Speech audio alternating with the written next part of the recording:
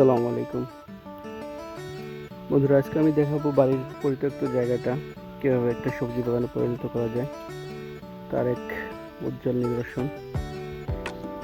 ঠিক আমাদের বাড়ির যে ঢালু জায়গাটা আছে, এখানে মায়ের হাতের সবজিগুলো, অফুরন্ত মরিচ ধরে আছে গাছে, মাশাআল্লাহ।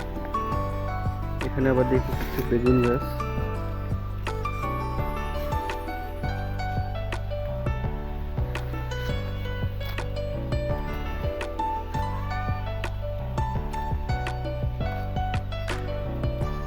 ছোট ছোট পরিত্যক্ত জায়গাগুলোকে সামান্য কয়েকটা গাছের চারা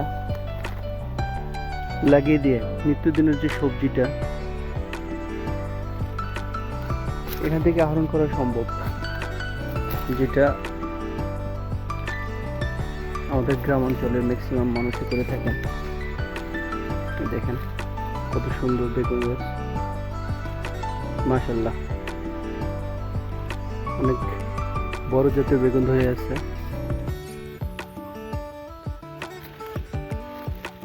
এখানে একটা করলা গাছ দেখতে পাচ্ছি।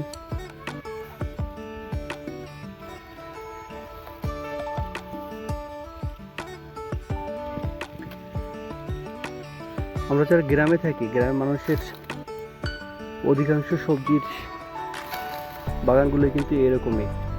যারা সকালবেলা হয়তো বা সবজি প্রয়োজন কিংবা মরিচ প্রয়োজন, সকালবেলা খেতে আসবে, সবজিগুলো তুলে নিয়ে রান্না করবে, ব্যাস এটাই। দেখেন কি সুন্দর টমেটো হয়ে আছে।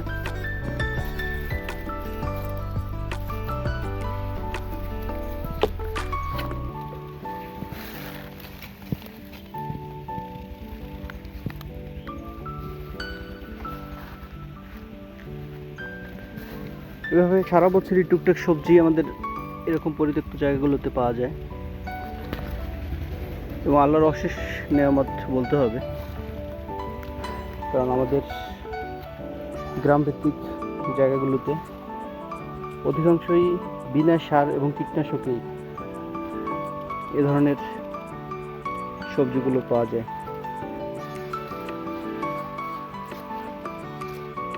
মাশাআল্লাহ, আলহামদুলিল্লাহ।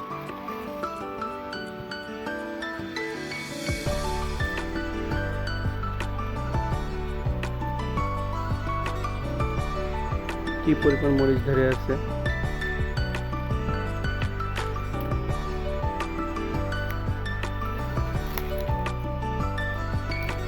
এখানে আবার ছোট্ট একটা পেঁয়াজের বাগান চাষাবাদ করা হচ্ছে।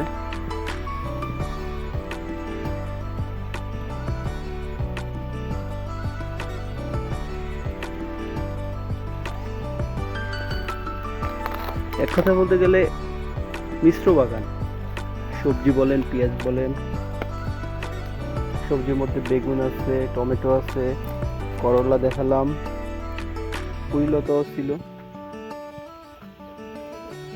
মাশাআল্লাহ।